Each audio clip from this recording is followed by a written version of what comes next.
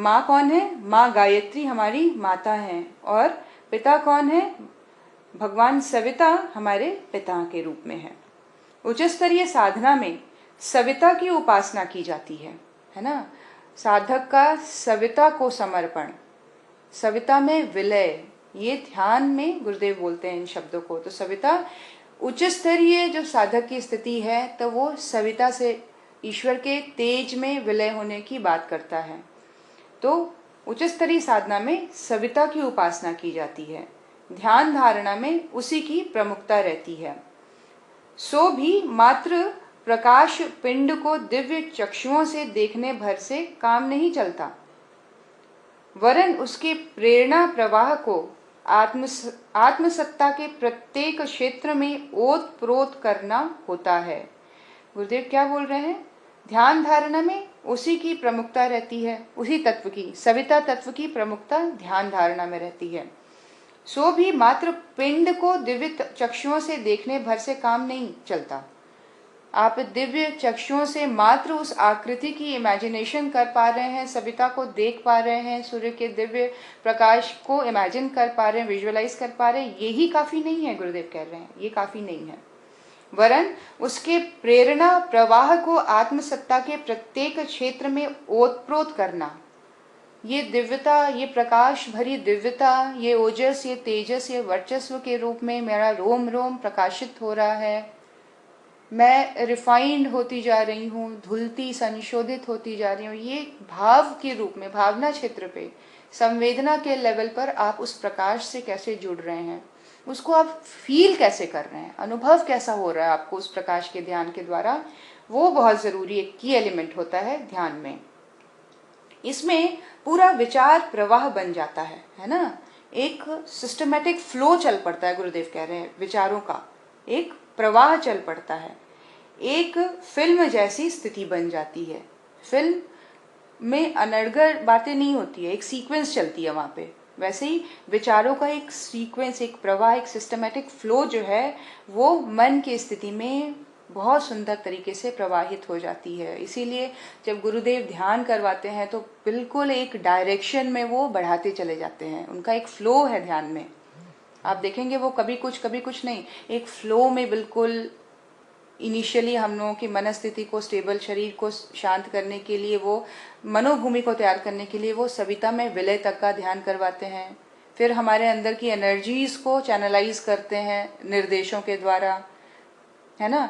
ये अन्नमय कोश जागरण, प्राणमय कोश का जागरण, मनोमय कोश का जागरण, ये स्टेप बाय स्टेप गुरुदेव चलते हैं। एक फ्लो है, एक प्रवाह है उसमें। फिर लास्ट में शांति पाठ के द्वारा वो एनर्जीज को स्टेबल करने का प्रयास करते हैं। अस्तोमा सद्गमया बोल के वो हमें पूरी तरह से शांति वाली स्थिति में ले आते हैं। तो ये पूरा एक प्रोसेस, एक फ्लो है, एक डायरेक्शन में जा रही है फ्लो, है ना। इधर उधर नहीं हो, डिस्ट्रैक्टेड नहीं है। ये पूरा एक उसी तरह मन की स्थिति संवेदना के लेवल पर, भावना के लेवल पर एक फ्लो में बहनी चाहिए, तब धारणा और ध्यान प्रॉपरली हो पाता है। गुरुदेव बता रहे हैं ध्यान धारणा का उच्च स्तर है। ध्यान जो है वो धारणा का हायर स्टेट है। केंद्रित करना तो बिखराव की रोकथाम भर है। मात्र केंद्रित करना ही लक्ष्य नहीं, केंद्रित शक्ति को किसी न किसी दिशा धारा में प्रयुक्त करने पर ही उसका कुछ सत्परिणाम निकल सकता है। केंद्रित करना उसी प्रकार है जैसे पैसे कमा कमा के बैंक में डाल दिए, और सिर्फ बैंक में ही डाले जा रहे हैं। हमारी जो स्थिति है वो वैसी ही बनी हुई है, घर में जो परिस्थिति है वो वैसी ही बनी हुई है। हम निकाल के खर्च नहीं करना जानते, तो हमारा जो लिविंग स्टैंडर्ड कहिए, या जो परिस्थिति बनी हुई है कहिए, जो मन की स्थिति बनी हुई है अध्यात्म की दुनिया में कहिए, वो वैसी ही बनी रहेगी। उसमें कोई परिवर्तन नहीं आ पाएगा। जो कमाया गया, जो इकट्ठा किया गया, जो केंद्रित की गई शक्ति, उसका उपयोग भी तो करना है, उसको एक धारा भी तो देनी है, एक प्रवाह भी तो देना है, एक दिशा भी तो देनी है। तो गुरुदेव यहाँ कह रहे हैं कि इस दिशा धारा में प्रयुक्त करने पर ही उसका कुछ सत परिणाम निकल सकता है। मेस्मेरिज्म अभ्यास का आरंभ काले गोरे का ध्यान एकाग्र करने से होता है। मतलब व्हाइट पेपर में ब्लैक डॉट का जो सिस्टम गुरुदेव ने मेस्मेरिज्म के लिए, प्रैक्टिस के लिए बताया था, आंखों की शक्ति को उजागर करने के लिए। वो उसमें केंद्रीकरण है। पीछे उस केंद्रीकरण को चिकित्सा उपचार आदि में नियोजित करना पड़ता है। बिल्कुल सही बात है। ये लोग जो होते हैं, जो पास्ट लाइफ में थेरेपी करते हैं, रिग्रेशन थेरेपी वगैरह जो करते हैं, वो मेस्मरिज्म की हेल्प लेते हैं, मेस्मराइज करते हैं पहले पेशेंट को, उसको अपने बातों में बिल्कुल आंखों से देखकर कहिए या किसी तरह से वो बिल्कुल उसको पास्ट में ले जाते हैं। उपचार की पद्धति इस तरह से की हुई केंद्रीकरण की गई शक्ति को उपयोग में लाया जा सकता है उपचार प्रक्रिया के लिए। बांध में पानी रोका जाता है, बंदूक की नली में बारूद केंद्रित की जाती है, पीछे उसे कोई निशाना भेदने के लिए दाग दिया जाता है। उसी प्रकार विचारों के बिखराव को केंद्रित करना ध्यान का प्रथम चरण और पीछे उसे वैज्ञानिक शोध, साहित्य सृजन जैसे भौतिक कार्यों में अथवा अध्यात्म तत्व दर्शन में ब्रह्म संदोह में नियोजित कर दिया जाता है। कितना सुंदर बता रहे हैं गुरुदेव कि उसी तरह से जैसे किसी एक चीज पर निशाना दागना है तो बंदूक में जो बारूद है उसको केंद्रित करना पड़ेगा, है ना। वैसे बारूद बिखरा रहे किसी काम का नहीं है, लेकिन बंदूक में इस तरह से केंद्रित कर जब उसको फोकस कर दिया जाता है और फिर निशाने पर दागा जाता है तो वो अच्छा भला एक पावरफुली विस्फोट करता है। और यहाँ पे विचारों को केंद्रित करने की क्षमता के रूप में गुरुदेव कह रहे हैं कि जब उसका जो रिजल्ट निकल के आता है वो वैज्ञानिक शोध के रूप में आता है, सत्य साहित्य सृजन के रूप में आता है, भौतिक कार्यों के रूप में अथवा अध्यात्म के अभ्यास के तत्व दर्शन के रूप में भी ब्रह्म संदोह जो शब्द यूज किया गुरुदेव ने उसके रूप में भी इसको नियोजित किया जा सकता है। वो ब्रह्म तत्व का मंथन अपने अंदर चल पड़ना विचारों का केंद्रीकरण हो जाने का ही आउटपुट है। ब्रह्म वर्चस्व ध्यान साधना में सविता शक्ति को 5 कोशों अथवा कुंडलिनी शक्ति के साथ संयुक्त करके उससे उपयोगी फसल उगाने जैसी सत्परिणाम उत्पन्न करने होते हैं। ब्रह्म वर्चस्व ध्यान साधना में जो सविता का ध्यान है वो क्या है, बेसिकली 5 कोशों तथा कुंडलिनी शक्ति के साथ संयुक्त करके उससे उपयोगी फसल उगाने का सत्परिणाम उत्पन्न कर सके, इस ध्येय से इसको बनाया गया है जो ब्रह्मवर्चस्व की सविता ध्यान है। गुरुदेव बता रहे हैं सत्परिणाम इसीलिए यह एकाग्रता मात्र की प्रक्रिया नहीं है, वरन उसमें आत्मसत्ता के विभिन्न पक्षों को परिष्कृत करने के लिए विशेष उद्देश्य सन्निहित रहने से भाव चित्रों का भी पूरा विस्तार है। गुरुदेव क्या कह रहे हैं कि मात्र सिर्फ एकाग्रता ही नहीं है इसका उद्देश्य, इस पूरी प्रक्रिया का उद्देश्य एकाग्रता नहीं वरन आत्मसत्ता पर, अंतःकरण के लेवल पर, है ना, इमोशंस के लेवल पर, संवेदना के स्तर पर विभिन्न पक्षों को परिष्कृत करने का उद्देश्य सन्निहित है, और ताकि हमारे जो भाव चित्र हैं वो और परिष्कृत हो जाएं और साधना के मार्ग पे चलने में एक गति मिले, बहुत एफर्ट लगाने की जरूरत नहीं पड़े, एक नेचुरल प्रोसेस के रूप में यह होना शुरू हो जाए। इसीलिए भावना के क्षेत्र पर, मन संस्थान के क्षेत्र पर इसको लाने का प्रयास किया जाता है इन ध्यान साधना के माध्यम से। पंचकोशी ध्यान साधना, कुंडलिनी ध्यान साधना का समन्वित स्वरूप इसी प्रक्रिया को सफल बनाने के लिए है। तो गुरुदेव ने आज हमें बताया किस प्रकार से ध्यान का उच्च स्तरीय होना, एकाग्रता के बाद का स्टेप संवेदना के स्तर को प्रभावित करने की है कि हम संवेदना के लेवल पर अपने इष्ट के साथ किस प्रकार मिले हुए हैं, हमारी भावना इनके साथ कैसे जुड़ी हुई है। इसको एक एफर्टलेस प्रोसेस बनाने का प्रयास कर रहे हैं गुरुदेव, कि एफर्ट ना करना पड़े, बहुत ज्यादा दिमाग को लगाना ना पड़े। हो सकता है विजुअलाइज करने में एकाग्रता मन की आ गई, लेकिन विचारों से हम नहीं हो पा रहे हैं, एक विचारों से अलाइन नहीं हो पा रहे हैं उस प्रोसेस के साथ। तो विचारों के साथ अलाइन करने के लिए उस पूरी प्रोसेस को संवेदना के स्तर से जुड़ना होगा, संवेदना के स्तर पे उसको जोड़ना पड़ेगा। संवेदना हमें अनुभव करवाती है, जब संवेदना में कोई चीज हम महसूस करते हैं, उस लेवल पे जब कोई एक एक्सपीरियंस होता है हमें, तो वो बहुत डीप होता है, वो हमारे अचेतन मन की गहराई वाली परत में जाके बैठ जाता है। फिर हम बहुत ज़्यादा हमें सोचना नहीं पड़ता। नॉर्मल प्रोसेस में हम देखेंगे कि कोई भी चीज़ जब हमारे ईगो को हर्ट करती है तो वो बहुत दिनों तक हमारे मन संस्था में बनी रहती है। जब कोई चीज़ ईगो को हर्ट करती है, ये क्या है, संवेदना को टच किया उसने, है ना। तो अब क्या है, देखना है, बड़े विवेकपूर्ण तरीके से देखना है कि बार बार ये चीज़ें क्यों याद आती हैं मुझे। बहुत अच्छी जो यादें हैं वो मेरे जीवन में मुझे बार बार क्यों नहीं आती, उसके लिए एफर्ट क्यों लगाना पड़ता है।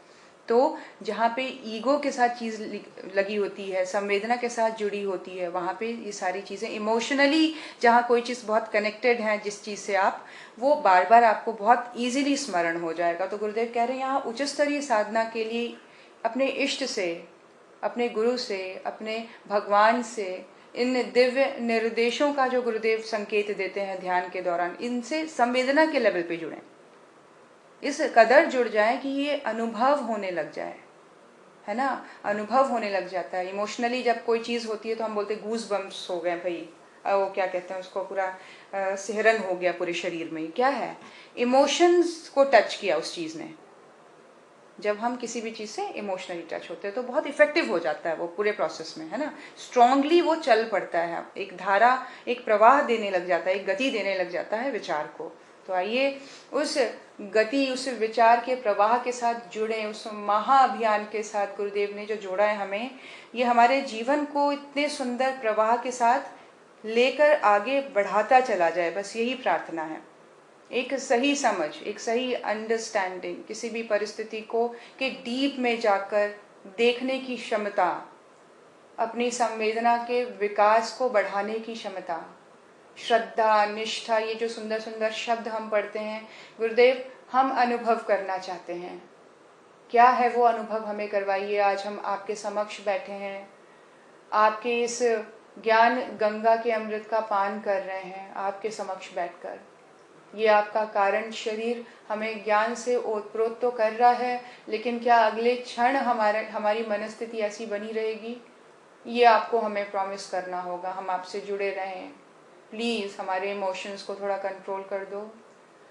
प्लीज़ हमारे अंदर के जो रिएक्शंस होते हैं उनको थोड़ा स्ट्रॉन्ग कर दो, अब स्टेबल कर दो। अच्छा नहीं लगता बाद में सोच के, अच्छा नहीं लगता। अब ये अच्छा नहीं लगना मुझे आपसे दूर कर देता है। बाद में दुखी होना मुझे अच्छा नहीं लगता। मुझे लगता है मैंने आपको हर्ट किया, मुझे लगता है आप मुझसे परेशान हुए, इसीलिए मैं अब और ये सारी चीज़ें कंटिन्यू नहीं करना चाहती। मुझे आप स्टेबिलिटी दो, मुझे स्थिरता दो, मुझे दृढ़ता दो, मुझे विश्वास दो, मुझे निष्ठा दो। क्या होता है वो मुझे अनुभव करवा दो आज आप। मुझे चाहिए वो अनुभूति। मुझे सब कुछ मिल गया है ज़िंदगी में, मुझे आपका एहसास चाहिए, आपकी अनुभूति चाहिए, आपका होना मुझे फील करना है। मेरे व्यक्तित्व से वो चीज़ रिफ्लेक्ट होनी चाहिए। ये प्रचंड प्रार्थना है आज मुझे आपसे। मुझे सब लोग खुश दिखें, मुझे आसपास के लोग आनंदित दिखें, कोई परेशान ना हो। आत्मीयता का स्तर हमारा बढ़ता चला जाए, इस भाव से आइए गुरु चरणों में नमन करें और पूरी तरह से ट्रांसफॉर्म हो जाने का विश्वास रखें। आज के अगला 24 घंटा जब हम कल मिलेंगे 11 बजे, हम बहुत अच्छे रिफाइंड स्टेट में होंगे। हमेशा प्रेजेंट में रहे, हृदय स्थान में प्रकाश का ध्यान हर आधे घंटे पर। विचारों को पास्ट और प्रेजेंट का खेल ना करने दें, प्रेजेंट में पास्ट और फ्यूचर का खेल ना करने दें, प्रेजेंट में रहें। इस क्षण में ही सिद्धि है, इस क्षण में ही श्रद्धा है, इस क्षण में ही समर्पण है, इस क्षण में ही गुरु है, इस क्षण में ही इष्ट है। इसी क्षण में सब कुछ है। पास्ट में कुछ नहीं है, फ्यूचर में कुछ नहीं है। इस क्षण में रहें, अभी के क्षण में रहें, आनंदित रहें, कंट्रोल्ड रहें, अवेयर रहें, अलर्ट रहें। आइए गुरु चेतना के चरणों में नमन। ओम नमोऽस्त्वनन्ताय सहस्रमूर्तये सहस्रपादाक्षिशिरोरुवाहवे सहस्रनाम्ने पुरुषाय शाश्वते सहस्रकोटियुगधारिणे नमः। सहस्रकोटियुगधारिणे नमः। समस्त विश्व को अंधकार से प्रकाश की ओर ले जाओ माँ, अज्ञान से ज्ञान की ओर ले जाओ, मृत्यु से अमृत की ओर ले जाओ। ऐसी प्रचंड प्रार्थना उच्च स्वर में मेरे साथ साथ दोहराएं। ओम असतो मा सद्गमय, तमसो मा ज्योतिर्गमय, मृत्योर्मा अमृतं गमय। ओम शांतिः शांतिः शांतिः, सर्वारिष्ट सुशांतिर्भवतु। दोनों हाथों को रगड़ें, मस्तक पर लगाएं, हृदय स्थान पे लगाएं, अपने आप को पूरी तरह से एनर्जाइज फील करें। गुरु चेतना को नमन और वहीं अंतर ध्यान होता देखें।